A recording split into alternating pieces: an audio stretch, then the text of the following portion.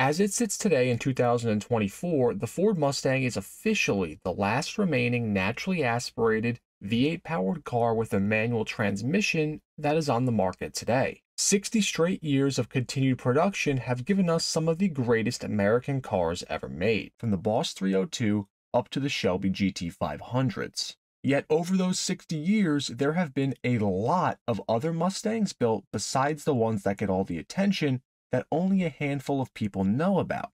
But as you will soon see, that doesn't make these cars any less cool. We're talking about a stretched wheelbase mid-engine Mustang and even a 10-liter big block powered SN95. These are 5 of the rarest Mustangs that you have never heard of.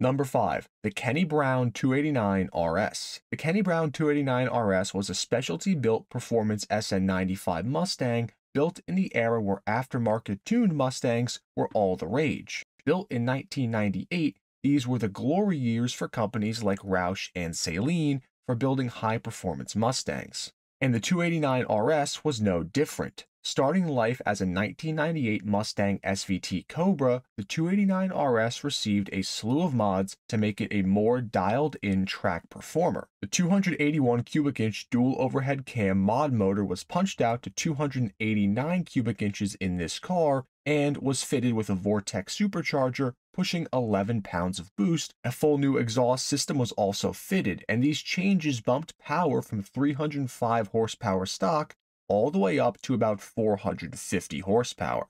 This greatly improved the 0 to 60 time of now just 4.4 seconds and a near 13.0 quarter-mile time for the 289 RS. But this car wasn't just a straight line beast either. The 289 RS was meant to be a balanced handler, which meant that it received a wider set of forged line wheels with stickier tires, a Brembo big brake kit, and a full suspension overhaul complete with Bilstein shocks, added subframe bracing, and a reworked suspension setup to give it great handling for this generation of Mustang.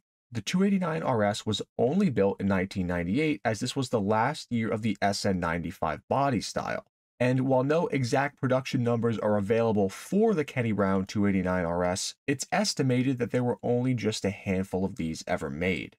Number 4, the Iacocca 45th Anniversary Mustang. Now, Lee Iacocca is considered a tycoon of industry in the automotive world, and arguably, more importantly, the father of the Mustang by many. As a result, it was only fair that there was a special Mustang built to commemorate his influence on the iconic lineup. And the best part is that Iacocca actually had a hand in the design and development of this particular Mustang as well, which is absolutely stunning. Based on the 2009 Mustang GT of the S197 family, the Iacocca 45th Anniversary Mustang received a fully reworked and redesigned body with the coachwork done by Gaffaglio family metal crafters. This dramatic restyle included a rework of both the front and rear fascias, as well as a whole new roofline for that iconic fastback, which makes the Iacocca Mustang extremely different when compared side by side to the last Mustang GT of the same year. The interior was also reupholstered with nicer materials and custom badges to commemorate this special edition car. But these weren't just vanity upgrades either. The Iacocca Mustangs received a full Ford Racing suspension setup, as well as a big Brembo brake kit.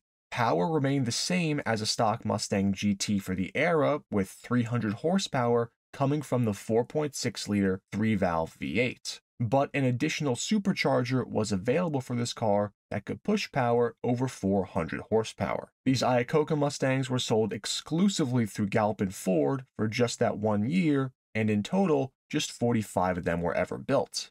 Number 3, the 1984 Mustang GT350. Now, this is an interesting one, because from the name being GT350, you would think that Shelby had something to do with this car. Well, they actually didn't. See, with the Fox body launching onto the scene in an era that really meant diminished horsepower, Ford had to do whatever they could to drum up sales without increasing performance too much as to break any emissions rules. Thus enter the GT350. This GT350 was a heritage play to help sell the nostalgia of the iconic GT350 with a Fox body version. These cars all came in Oxford white as a nod to the early GT350s, but instead of the iconic blue side stripes, Ford decided to make red the contrasting color for this iteration, which included a bright red interior as well. The GT350 was essentially a glorified trim package that was built to be optioned for the 4-cylinder cars as well as the 5-liter V8 Fox bodies for the '84 model year only. The Turbo 4 version made 145 horsepower, and the top dog 5-liter only made 175. So needless to say, these weren't fast by any stretch of the imagination. In total, about 5,200 of these GT350s were made. And well, considering just how much of a shameless use of the GT350 name that they were, it's probably for the best that more of these weren't made. Number 2, the Boss 10-liter Mustang. Now this car is just plain crazy, and in terms of impact, this Boss 10-liter Mustang was the godfather, essentially, of the modern-day Cobra Jet factory drag cars. Now this was a one-off drag car that was built as sort of an arms race vehicle in competition with the also one-off 1993 Chevrolet Camaro ZL1, which had the same exact mission. Just make as much crazy power as possible to drum up hype for the entire product line. These were never intended to be production cars. On the outside, this 10-liter Mustang looked pretty unassuming besides its big stripe package and larger cowl hood. But once you popped that cowl hood, you could see the Holy Grail sitting right there. This Mustang ditched the stock motor and replaced it with a 600+ cubic inch big block that was based on an all-aluminum Boss 429 motor with a ton of trick parts and upgrades courtesy of the mad scientists at Roush.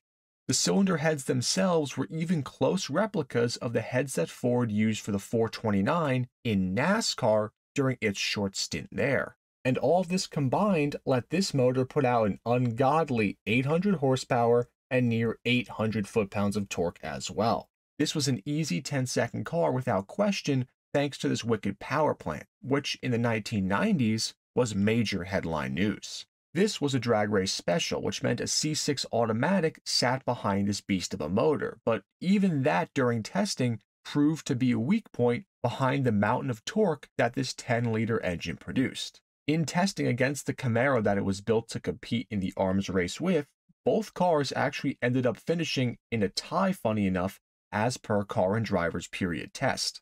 And again, both of these cars were never intended for full-scale production, and in the end, the 10-liter Mustang remained as a singular one-off car that now resides in Jack Roush's collection.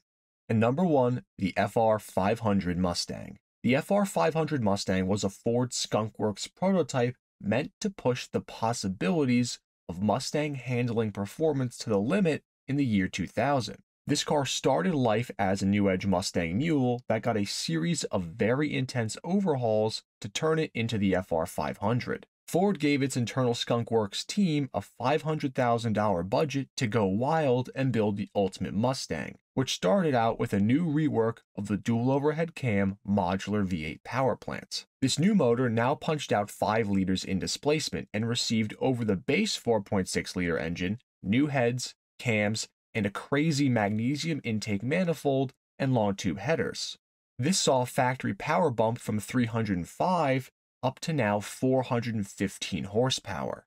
This motor was bolted up to a Tremec T56 6-speed manual transmission as opposed to the factory 5-speed unit because it would have been too weak for the added power and torque. Ford then re-engineered the front crossmember and subframe to move the wheels themselves 5 inches further forward than compared to a stock Mustang, which allowed for the engine to sit almost entirely behind the front wheels, which created a front mid-engined layout. This change resulted in an improved 50-50 weight distribution as opposed to the stock 55-45 split for the other Mustangs of the period. Oh, and speaking of weight, the FR500 also got carbon fiber quarter panels, carbon fenders, and a carbon hood, as well as a host of other lightweight parts to help shave off the pounds. The front suspension was changed from a strut design to an upper and lower independent A-arm design with new custom coilovers as well. And big Brembos were fitted all the way around. And there is no denying that this FR500 Mustang was one of the craziest projects that Ford ever worked on, and it probably ended up being the closest thing to the modern Mustang GTD that Ford ever built. With this new suspension rework, the FR500 was a handling monster, and it was very, very, very competitive with period Corvettes in any handling tests. And there was potential for the FR500 to reach production, and there were talks about it, but it was determined that it would have taken away from the sales of the future Cobra and Mach 1 too much to warrant all the production line changes to accommodate the FR500, and as a result, just 2 test cars were made. And those are the 5 ultra-rare Mustangs that you have probably never heard about. Now, this is the first time I've done a video like this, primarily because there isn't enough info or content to really do a full video on any of these cars individually. So let me know in the comments down below if you would like to see an occasional list video like this mixed in with my other videos covering just the cars themselves. Also, please make sure that you are subscribed to the Rare Cars YouTube channel and smash that notification bell for more documentary-style videos just like this on the world's most interesting cars. Until next time, enthusiasts.